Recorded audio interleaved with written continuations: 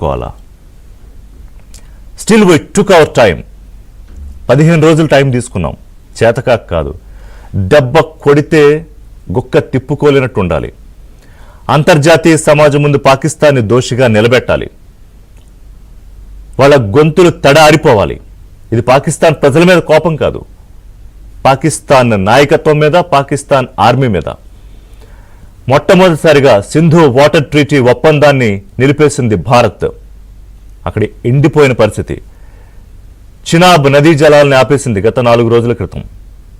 దౌత్యపరంగా పాకిస్తాన్ని ఒంటరి చేసింది. అంతర్జాతీయ సమాజం ముందు పాకిస్తాన్ని దోషిగా నిలబెట్టింది.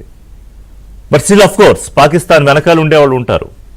చైనా లాంటి దేశాలు, భారత్ ఎదుగుతుంటే చూడలేని చైనా లాంటి దేశాలు పాకిస్తాన్ ఒక టూల్గా వాడుకుని భారత్ని ఎలా దెబ్బతీయాలా అని ఎప్పటికప్పుడు ఎత్తులు పై ఎత్తులు వేస్తూనే ఉంటారు, వేస్తున్నారు కూడా. I don't want to reveal few things now. ఎందుకంటే భారత ప్రభుత్వం చెప్పిన తరువాత మాత్రమే ఆథెంటిక్ ఇన్ఫర్మేషన్ ఇస్తూ వస్తోంది ఏబిఎన్ ఆంధ్రజ్యోతి. దాన్నే మేము ఫాలో అవుతున్నాం. ఇవాళ మళ్ళీ ప్రెస్ మీట్ పెట్టి బ్రీఫింగ్ ఇచ్చారు రెండోసారి. ఫారెన్ సెక్రటరీ మిస్రీ, అలాగే ఖురేషి మిలిటరీ నుంచి, వింగ్ కమాండర్ వ్యోమికా సింగ్ 15 చోట్ల ఎయిర్ స్ట్రైక్ చేయడానికి పాకిస్తాన్ ప్రయత్నం చేస్తే ఆ ఇంటెల్ ఇన్ఫర్మేషన్ మనకు ఉన్న తర్వాత మాత్రమే లాహోర్, రావల్పిండిల్లో దాడి చేసి పాక్ ఎయిర్ డిఫెన్స్ సిస్టమ్ని కొలాప్స్ చేశాం. ముందు మనం చేసింది పాకిస్తాన్ ఉగ్ర శిబిరాలపై మాత్రమే దాడి. We didn't touch Pakistan army forces or Pakistan defence forces, అలాగే పాకిస్తాన్ సివిలియన్స్. ఎందుకంటే పాకిస్తాన్ సివిలియన్స్ని ఎప్పుడు శత్రువులుగా చూడలేదు భారత్, చూడదు కూడా. సరే, పాకిస్తాన్లో వాళ్ళు ఏమనుకుంటారు? వాళ్ళకి మనసుల్లో, శరీరంలో అణువున భారత్ మీద ఒక వ్యతిరేకతను నింపి భారత్లో రక్తం పారుతూ ఉంటే కనుక అది చూసి ఆనందించాలని కొంతమందికి, అందరినీ అనట్లేదు నేను, పాకిస్తాన్లో హిందువులు కూడా ఉన్నారు, పాకిస్తాన్లో ఆలయాలు కూడా ఉన్నాయి.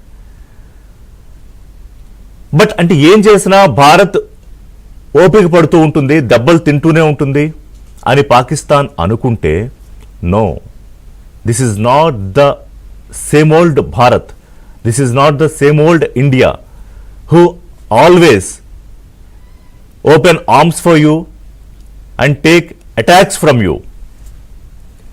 ఇక ఒక్క ప్రాణం పోయినా కూడా సరిహద్దులో, ఒక్క ప్రాణం పోయినా కూడా చూస్తూ ఊరుకునేది లేదు, సహించలేదు, అస్సలు లేదు.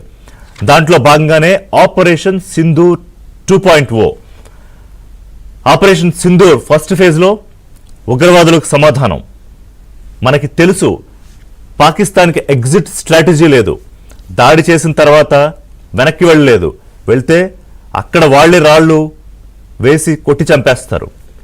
ఆల్రెడీ బలూచిస్తాన్ లిబరేషన్ ఆర్మీ ఉక్కిరి బిక్కిరి చేసేస్తుంది పాకిస్తాన్ని. ఇటువైపు వస్తే భారత్ దాడికి తట్టుకోలేదు, ఏం చేయాలో అర్థం కాని పరిస్థితి.